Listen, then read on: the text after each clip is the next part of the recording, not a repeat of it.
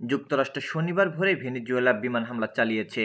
এতে ভোরের আগে রাজধানী কারাকাস প্রচণ্ড বিস্ফোরণে কেঁপে ওঠে। এর কিছুক্ষণ পরে ডোনাল্ড ট্রাম্প ঘোষণা দেন, মার্কিন বাহিনী ভেনেজুয়েলার প্রেসিডেন্ট নিকোলা মাদুরো ও তার স্ত্রী সিলিয়া ফ্লোরেসকে বন্দী করে ভেনেজুয়েলা থেকে আকাশপথে দেশের বাইরে নিয়ে গিয়েছে। একটি দেশের ক্ষমতাসীন প্রেসিডেন্টকে এভাবে বন্দী করার এই নজিরবিহীন ঘটনাটি মূলত ভেনেজুয়েলার ওপর যুক্তরাষ্ট্রের গত কয়েক মাসের তীব্র চাপের ফল। সেপ্টেম্বর থেকে মার্কিন নৌবাহিনী ভেনেজুয়েলা উপকূলে বিশাল নৌবহর মোতায়েন করে।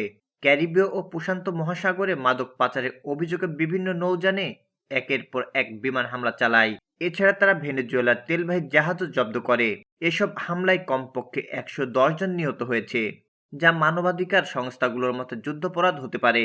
ভেনেজুয়েলার কর্মকর্তা দাবি করেছে, বিশ্বের বৃহত্তম তেলের মজুদ দখল করতেই যুক্তরাষ্ট্র এসব করেছে।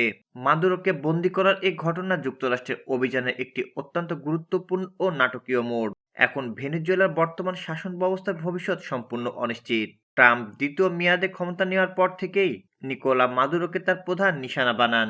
তিনি মাদুরোর বিরুদ্ধে মাদক পাচার ও যুক্তরাষ্ট্রের অবৈধ অধিবাসী পাঠানোর মতো অস্থিতিশীল কর্মকাণ্ডের অভিযোগ তোলেন। গত জুলাইয়ে যুক্তরাষ্ট্র নিকোলা মাদুরোকে বিশ্বের অন্যতম বড় মাদক পাচারকারী হিসেবে অভিযুক্ত করে তার মাথার দাম $৫ কোটি ঘোষণা করে। ট্রাম্প প্রশাসন ভেনেজুয়েলার বিভিন্ন গোষ্ঠী সন্ত্রাসী সংগঠন হিসাবে ঘোষণা করে এবং সমুদ্রে অভিযান শুরু করে। ট্রাম্প খোলাখুলিভাবে ভেনেজুয়েলার শাসন ব্যবস্থার পরিবর্তনের ইঙ্গিত দিচ্ছিলেন। নভেম্বরের শেষের দিকে তিনি মাদুরোকে ক্ষমতা ছাড়ার চূড়ান্ত সীমারেখা বেঁধে দেন এবং নিরাপদে দেশ ছেড়ে যাওয়ার প্রস্তাব দেন। মাদুরো সেই প্রস্তাব প্রত্যাখ্যান করে বলেন, তিনি দেশের শান্তি চান না। তিনি যুক্তরাষ্ট্রকে তেল লোভী হিসাবে অভিযুক্ত করেন।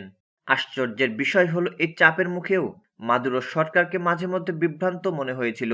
মাদুরো বারবার বলেছিলেন তিনি যুদ্ধ চান না। এমনকি বন্দী হওয়ার ২ দিন আগেও তিনি টিভিতে এক সাক্ষাৎকারে ভেনেজুয়েলার তেল খাতে মার্কিন বিনিয়োগকে স্বাগত জানিয়েছিলেন।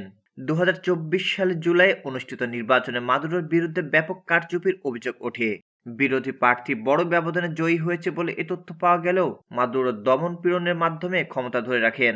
যুক্তরাষ্ট্র প্রেসিডেন্ট মাদুরো ও তার স্ত্রীকে তুলে নিয়ে যাওয়ার ঘোষণা দেওয়ার পর ভেনেজুয়েলার নাগরিকরা দেশ ছাড়তে প্রতিবেশী কলম্বিয়া সীমান্তে জড়ো হয়েছেন। মাদুরো ২০১৩ সাল থেকে ভেনেজুয়েলার প্রেসিডেন্ট। সাবেক এই বাকচালক চাভেরের আমলে পররাষ্ট্রমন্ত্রী হিসেবে পরিচিতি পান। মাদুরোর শাসনকালকে স্বৈরতান্ত্রিক হিসাবে দেখা হয়। সাম্প্রতিক মাসগুলোতে ট্রাম্প বারবার মাদুরোকে ক্ষমতাচ্যুত করার ডাক দিয়েছিলেন। যদিও বিশেষজ্ঞরা বলেছে, ট্রাম্পের দেওয়া অনেক অভিযোগেরই যথেষ্ট প্রমাণ নেই। তবু শনিবারের এই দুঃসাহসিক অভিযান সবাইকে অবাক করে দিয়েছে। ভেনেজুয়েলা কর্তৃপক্ষ এই অতর্কিত হামলার জন্য মোটেও প্রস্তুত ছিল না। এদিকে নিরাপদে ক্ষমতা হস্তান্তর না হওয়া পর্যন্ত ভেনেজুয়েলা পরিচালনা করবে যুক্তরাষ্ট্র। শনিবার বাংলাদেশ সময় রাত ১১টার দিকে সংবাদ সম্মেলনে যুক্তরাষ্ট্রের প্রেসিডেন্ট ডোনাল্ড ট্রাম্প একথা বলেছেন।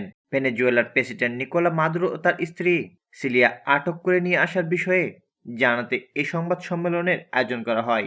মাদুরোকে আটকের এই অভিযানের প্রশংসা করে মার্কিন প্রেসিডেন্ট বলেন, এটি আমেরিকার ইতিহাসে আমেরিকার সামরিক শক্তি ও সক্ষমতার সবচেয়ে বিস্ময়কর, কার্যকর ও শক্তিশালী প্রদর্শনী।